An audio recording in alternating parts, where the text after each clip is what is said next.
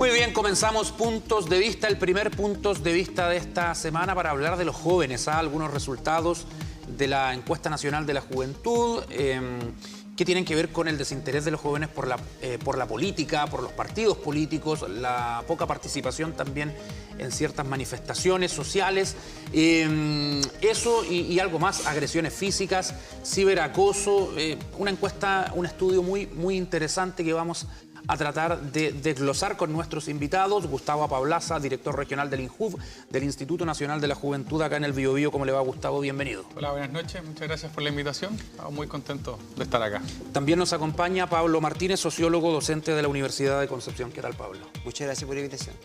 A ver, cuéntenos de esta encuesta a grandes rasgos, Gustavo. Sí, mira, la novena encuesta es un instrumento que ya se ha ido consolidando en los años, con el paso del tiempo. La última fue en el año 2015 y en el trabajo de campo de esta novena encuesta empezó en diciembre del año pasado. Se incorporaron algunos medios tecnológicos para poder hacerlo un poco más interactivo, un poco más amigable con los jóvenes, y se realizó un trabajo de campo en todo el país en conjunto con Adimar, que hizo un poco la metodología y el trabajo de campo.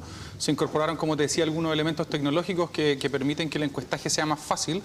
Es un encuestaje presencial que levanta 9.700 casos a nivel nacional, una muestra que sin duda es bastante más representativa que en años anteriores y que entrega datos fidedignos que permiten ir comparando cómo han ido evolucionando algunos antecedentes en el tiempo, y además incorpora nuevos antecedentes y nuevas respuestas a preguntas que tradicionalmente no se consideran. Así que consideramos que es un instrumento bastante fiable, es utilizado en varias ocasiones. Es como un poco, para que nos entiendan, como la CACEN, pero aplicada solo a personas entre 15 y 29 años. Entonces, un instrumento metodológico que como gobierno estamos súper contentos de ocuparlo, permite diseñar políticas públicas y permite construir sobre todo para jóvenes que están interesados en participar, pero de repente los mecanismos tradicionales ya no dan abasto. Mira, y aprovechando que ya está el GC apareciendo ahí con uno de los indicadores o resultados principales de la encuesta, el 21,1% indicó que fue víctima de ciberacoso. Esto es algo nuevo, un fenómeno que está aquejando, Pablo, a muchos jóvenes en Chile, en el mundo, que ha llevado incluso a suicidios. El ciberacoso, lo que sucede en redes sociales. ¿El número es para preocuparse, más del 20%? Mira, en la encuesta comparativa que hay es la del 2015 y comparativamente ha aumentado 9% el ciberacoso. Una explicación podría ser de antemano decir que en 3 años, aunque es poco, la red virtual se ha extendido muchísimo. Casi todos tienen celular y por lo tanto casi todos pueden ser, ¿no es cierto?, afecto a un acoso impropio porque la red lo permite. Y, muchas veces hemos recordado nosotros que antes, cuando no había esta red, la gente se envalentonaba por teléfono. Era capaz de decir cosas que cara a cara no era capaz. Entonces el ciberacoso tiene ese poder, por así decirlo, que tú te puedes mimetizar, puedes tener un Facebook con una personalidad distinta a la tuya y te puedes dedicar a insultar a todo el mundo por todos los medios posibles. Por lo tanto, no es tan raro que suba y que aumente el ciberacoso, aunque tampoco es que sea positivo. ¿Por qué? Porque por la extensión de la red y porque lo que la red provoca es precisamente esa desinhibición que sobre todo los jóvenes buscan para poder decir cuestiones, a veces que tienen muy adentro, con mucha rabia, con mucha pasión, que se entiende, pero que cuando no hay un cara a cara, no hay un otro legítimo, es mucho más fácil caer en la agresión. Pero yo me quería referir a una cosa antes, lo que decía el director. Yo creo que sí, en términos metodológicos, primero, creo que para que la encuesta efectivamente tenga una característica de rigurosidad, yo creo que también el instituto seguramente dispone de todas las fichas técnicas para que los investigadores independientes también puedan juzgar las encuestas. ¿Por qué? Porque el problema que tienen las encuestas, más que podrían haber problemas de rigurosidad en las encuestas, en el trabajo de campo, pero que eso no es que sea secundario, pero eso ocurre en todas las encuestas, es su valor de predicción. ¿Por qué? Porque si los datos no se pueden generalizar, no son confiables para generalizar, no porque esté mal tomada la encuesta, sino porque el instrumento encuesta, el que está cuestionado, nosotros hay que poner un ojo. Yo creo que los especialistas tienen que fijar eso. Lo digo porque cuando desagreguemos la encuesta, cuando veamos algunos datos, hay datos que son contradictorios de los que tiene el Ministerio de Salud, por ejemplo, con la tasa de suicidio juvenil que aumenta en Chile, con lo que dice la encuesta, que tiene cuestiones positivas en el sentido de que la gente ahora, a diferencia del 2015, tiene menos motivación por el suicidio. Es decir, en la encuesta mejora las ganas de vivir, pero en el Ministerio de Salud En la Es algo encuesta contrario. sale todo lo contrario. Es decir, que eso hay que entonces, te mejorarlo. fijas, entonces, ahí puede que Hay una contradicción. hay una contradicción, hay un tema. Yo no digo que eso invalide toda la encuesta, porque por cierto estos datos son datos interesantes de analizar, pero hay que poner un ojo, es decir, no hay que perder de vista el tema técnico, no estoy prejuzgando de ninguna manera, estoy diciendo, porque hay datos que son contradictorios entre dos encuestas que son las dos tomadas por el gobierno, una del Ministerio de Salud, que es del año 2018, y esta que también es del año 2018. En una dice que el suicidio ha empeorado, 8 por 100.000, y que en los jóvenes es la segunda causa de muerte. Sí. Y en la encuesta de percepción que se toma, sale que los jóvenes ahora tienden menos al suicidio. Entonces hay una contradicción. Se tiene que mejorar aquello. Bueno, en relación a eso, al ciberacoso, 21,1% de los jóvenes reconoce haber sido víctima de alguna situación así. El 5,8%, Gustavo, de la población está recibiendo actualmente un tratamiento que tiene que ver con temas de salud mental como depresión, ansiedad u otros. El 5,5% declara que algunas veces ha sentido ganas de terminar con su vida y suicidarse. Es un tema no menor, ¿eh? Se habla mucho de que en Chile no hay cultura de salud mental, la oferta de salud mental de tratamientos es muy poca y costosa, sabemos. En días en que hablamos del estrés universitario, de la sobrecarga académica, ¿qué te parece a ti ese reflejo? Mira, dos cosas. Uno, como decía el profesor, estos son los datos preliminares de la encuesta, así que nosotros igual la hemos trabajado, la hemos visto bastante por dentro. Pero todavía no se conoce por completo. Bueno, digamos que internamente en INJUB ya hemos visto los resultados, pero públicamente no completos. Así que esperamos ahora a fin de mes ya entregar afinarlo. Claro. Y no olvidar que también es una encuesta, una fotografía, es diferente a un proceso más acabado de investigación de causa. Bueno, dicho eso, referente a tu pregunta, bueno, yo creo que una de las causas principales que nos motiva a nosotros en INJUB a trabajar hoy en día es precisamente el suicidio, especialmente entre los adolescentes, entre los jóvenes. Creemos que es una cuestión súper preocupante y que debemos primero entrar a visibilizar un problema que hoy la sociedad y nuestros padres habitualmente no estaban acostumbrados a conversar siempre. Este tipo de temas eran tabú, eran cosas que no se hablaban y precisamente conversar sobre la salud mental hace un par de años, ir al psiquiatra, ir al psicólogo era tachar a alguien de loco. ¿Ya? Y eso no necesariamente se condice con la realidad de una persona y alguna enfermedad que pueda estar afectando a su psique o a su personalidad. Y precisamente lo que nosotros hemos estado enfocados es poder visibilizar ese tema.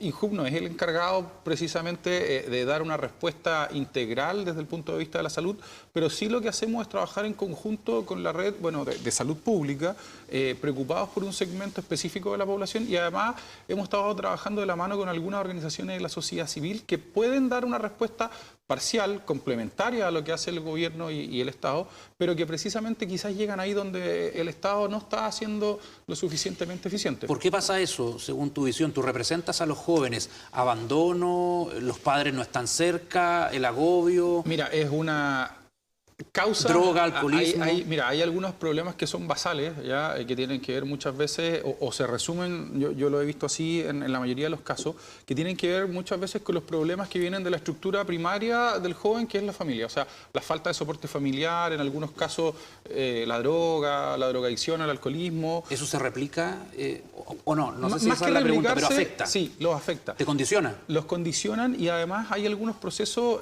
propios de la transición desde la juventud a la madurez que también generan algunos cambios, algunos procesos propios del crecimiento, del desarrollo que también impactan en los jóvenes y precisamente esos son los fenómenos más complejos de detectar. Como te decía, no es una sola respuesta frente a una situación de suicidio, no es una respuesta única frente a una situación de depresión. Pablo, te voy a poner una pregunta muy difícil. ¿Cómo definirías tú al joven chileno? ¿Triste, feliz, ignorante, falto de oportunidades, ganoso de trabajar pero no puede porque no tiene la ayuda pública necesaria, con papás que no están ni ahí con los hijos, no todos, pero que no le prestan la atención, o ellos buscan otra cosa? ¿Podemos definir de alguna manera al joven chileno? Sí, por supuesto, siempre va a ser un estereotipo que va a reducir la diversidad, porque hay jóvenes en la Patagonia, hay jóvenes en Chiloé, pero claro, uno se concentra en los nudos urbanos, Santiago, Valparaíso, Concepción, por ahí se define que lo que es Chile, es decir, el Valle Central. Un joven ansioso, Sí. no sé. Es que uno tendría que decir cómo es el clima cultural que convoca a formar sociedades hoy día en la contemporaneidad. Y hay algunos autores que señalan que algunas características son las siguientes. Primero, que es una vida muy fragmentada. Los propios medios de comunicación, tú lo ves, tenemos tantas pantallas por tantos lados. Por lo tanto, el joven siente que su vida no tiene la continuidad que para nuestros padres y abuelos la vida tenía. Ya conmigo, que yo ya tengo mis años, mi padre me sorprendía que yo no tenía un solo trabajo. Cuando hoy día yo creo que la sorpresa es tener un solo trabajo. Pero cuando uno no tiene un solo trabajo, tiene una fragmentación de vida laboral, está por aquí, está por allá. Yo mismo soy un profesor Uber, estoy en todas las universidades que puedo y donde me soliciten, ¿no es cierto? Entonces, esa fragmentación más una vida muy intensa, hoy día más que nunca, mucha intensidad, por supuesto produce un clima cultural que es, por así decirlo, receptivo a tendencias, si tú quieres, que producen una gran vitalidad en esa intensidad, como es la tendencia suicida. Si el suicidio no es extraño, lo que pasa es que hay una gran lucha cultural en contra de él. ¿Por qué?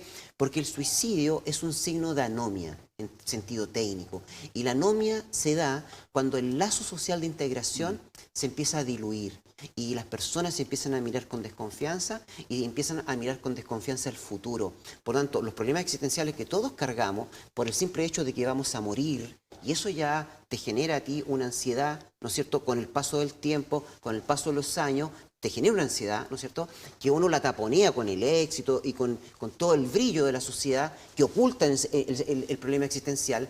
Por supuesto, en una vida tensa, intensa, de mucho vigor, de mucho límite, o de mucho ponerse en el límite, va a generar efectivamente un corrimiento hacia el suicidio que en todos los países industrializados desarrollados se produce, en algunos extremos como Japón, como en Corea, pero que Chile tiene mucho de eso. Tiene mucho eso, de un gran crecimiento a costa de mucho esfuerzo y una gran promesa de éxito que es inalcanzable porque no podemos ser inmortales. O sea, tenemos todavía una obsesión por el éxito. Una obsesión por el éxito que es en el fondo una obsesión por la muerte, porque en definitiva es para ocultar ese problema existencial que está en todos nosotros. Lo que pasa es que nosotros tenemos nuestros años, tenemos nuestra profesión, nuestro oficio, unos más que otros, tenemos hijos, yo tengo varios libros, como 10 árboles, y tengo varios hijos, entonces yo estoy ya, ¿me entiendes?, satisfecho entre comillas. Porque realizado, entre comillas. No, porque claro, uno se va a morir y quisiera hacer más cosas, pero un joven que vislumbra esta dificultad en un mundo tan fragmentado que él no tiene un asidero donde se justifique su existencia, entonces por supuesto que la tendencia en un mundo como el postindustrializado como el nuestro es, por lo tanto, las políticas del Instituto Nacional de la Juventud, las políticas de integración, las políticas contra la violencia. Por ejemplo, hacer un gran llamado a lo que yo hago siempre, que este sea la Semana Patria más maravillosa del siglo para los jóvenes, ¿no es cierto? Que sea una fiesta patria para los jóvenes y dar todas esas recomendaciones que son importantes porque aumentan las muertes juveniles en esta fiesta. Podría ser un signo de que aquí se está revirtiendo algo. En el fondo, educación, cultura y política pública, en este caso desde el INJ. Sí, vamos a hacer una breve pausa.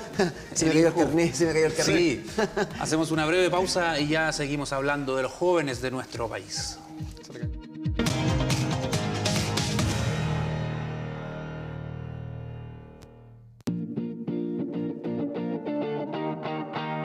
Desde ahora lo que siempre buscabas del Campanil lo puedes encontrar en un solo lugar. Tienda Campanil UDEC. Ven y lleva contigo los colores de tu equipo favorito. Te esperamos en la Galería Universidad de Concepción, local 19, frente a Plaza Independencia. Tienda Campanil UDEC.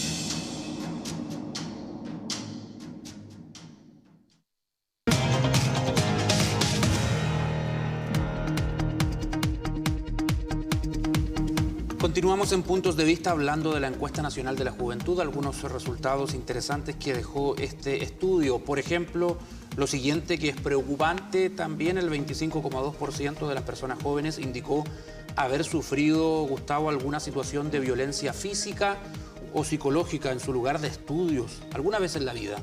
La cifra asciende a 29,3% en el tramo de jóvenes de 15 a 19 años. Acá hablamos de bullying, hablamos de agresiones que a uno le cuesta entender, como lo que vimos en Tomé, afuera de un liceo, hace un par de días que lo dimos acá en las noticias, las agresiones entre jóvenes, entre estudiantes. ¿Cómo lo ven desde el INJUV? Sí, mira, primero este es un problema que afecta a todos los tramos de la sociedad, digamos, del segmento más acomodado hasta las personas de características más vulnerables. Se acentúa en algunos segmentos sociales, pero los afecta a todos en gran medida.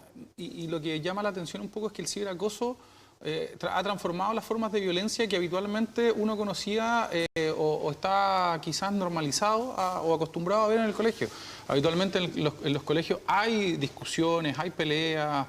En algunos colegios las chicas, por ejemplo, nos comentaban que una chica a otra le pegaba un chicle en el pelo, pero eso se ve amplificado por las redes sociales. O sea, este fenómeno del ciberacoso se ve o sea, se convocan peleas por redes sociales y lo que es peor también, Gustavo, se graban y luego se viralizan. Al viralizar eso y además han ido mutando hacia nuevas formas. O sea, hay un doble daño ahí. Sí, hay un doble daño porque una vez que esto se sube a Internet y queda ahí en el ciberespacio, es prácticamente imposible de eliminar. Pero también se han ido modificando las conductas de violencia. Por ejemplo, nosotros, tú lo dices, o sea, claro, se graban en una pelea.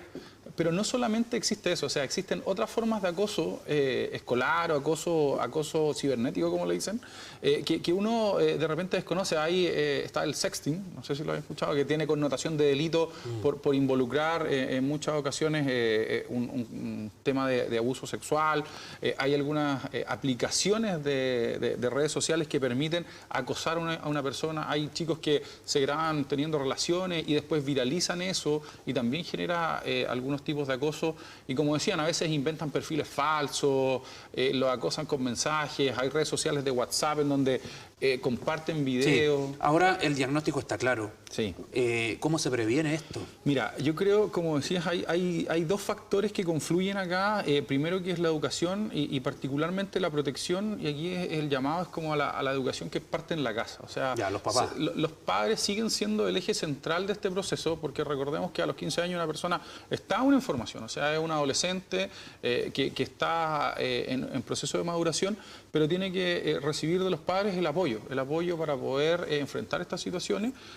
Sin duda que las comunidades educativas también tienen que tener una intervención. Hay por ahí un proyecto de ley que pretende modificar esto, que las unidades educativas tengan mayor facultades para poder intervenir, que los manuales de convivencia escolar sean un poco más complejos, que puedan solucionar este tipo de temáticas. Y eso por un lado, digamos, desde el aspecto de la educación, pero también los jóvenes, estas personas que ya son, que están a punto de cumplir 18 años, los que ya son mayores, tienen que hacerse cargo también de lo que son sus vidas y cómo van transitando en este proceso. Ya no puede ser que dejemos todo entregado a los padres, al colegio, y a los jóvenes les quitemos esa responsabilidad. Y ahí también es un llamado, es una cuestión lenta, es un tema de sociedad, pero se está haciendo. Alguien me decía por ahí, bueno, hace 20, 30 años atrás arreglábamos las diferencias en el colegio a trompadas y luego quedaba ahí. Ahora vemos otro tipo de violencia y no estoy diciendo que aquella fuera buena. Todo tipo de violencia es mala, pero se ha multiplicado, Pablo. Pero está de moda hace mucho tiempo la violencia. Si ustedes cuentan la cantidad de programas por el TV Cable, por ejemplo, de violencia explícita, torneos de lucha... ¿Eso influye? Claro, porque en última instancia la televisión lo que hace es socializar modelos de comportamiento. Las teleseries han significado que a las chicas y a los chicos chilenos le pongan el nombre de los principales personajes, por ejemplo, o que se module de una manera similar. porque simulan a ser gitano o gitana. O sea, es un modulador del comportamiento. Tampoco significa que uno viva a través de la caja, ¿no es cierto? Pero efectivamente la televisión tiene un impacto fundamental en la socialización de las personas. Es una agencia de socialización tan importante Eso hoy día. es propio de la cultura occidental. Pero claro, sí, hay que ver la cantidad de televisores, de pantallas de internet, en el fondo, la cantidad de relaciones vinculares con aparatos digitales que hay en la casa y la cantidad de personas que viven. Yo les aseguro que hay más pantallas que personas en los hogares de Chile. O sea, un niño que ve dibujos animados japoneses, que son en extremo violentos, que ve lucha libre, boxeo, esas cosas influyen. Bueno, ¿Dices tú? y las teleseries chilenas, mira, si uno revisa la producción nacional masiva, si uno revisa los principales eventos masivos, y si uno revisa, ¿no es cierto?, las producciones internacionales que hacen reportajes serios e internacionales, tú te vas a dar cuenta que al menos la mitad de los programas tienen una cuota de violencia importantísima. Pero Pablo, alguien diría, esos programas van en la noche, en horarios donde los niños no debieran estar. Pero si el celular se lo llevan lo tienen debajo de la cabecera y se pueden ver los programas en red. No, sí, es que la violencia está de moda, esa es una cosa. Pero tú, yo creo que apuntaba a lo decisivo. Yo creo que al final en Europa hemos visto con sorpresa que ha recrudecido las leyes en favor de evitar la violencia intrafamiliar. ¿Por qué? Porque hay un brote de violencia en los hogares. Algunos dicen, bueno, es que hay problemas por la inmigración y tal, pero te fijas, hay problemas que se vuelve a lo mismo. Donde la solución surge en el jardín de infantes, los primeros años, en la familia, en promover un Y trato cuando niños hay amistoso. que ponerle el pari, como se dice. La filosofía hoy día europea brega por una política de la amistad, una filosofía que se bregue por el trato amable, cordial de un ciudadano a otro, y eso lo premia. Es decir, una ciudad de moda en Europa es una ciudad donde priman políticas de la amistad. También los gobiernos, a través de sus instituciones, pueden poner ciertos sellos, ¿no es cierto?, que digan, por ejemplo, Concepción, que es la ciudad que tiene la mejor calidad de vida de Chile, según el ranking del año pasado, ¿no es cierto? En esta ciudad prima la amistad. Algo que sea incluso hasta marketinero, pero que de alguna manera haga sentirse... Un concepto, una frase. Un concepto. Algo tan sencillo. Tan sencillo, pero que sin embargo Tiene mucho sirve... simbolismo.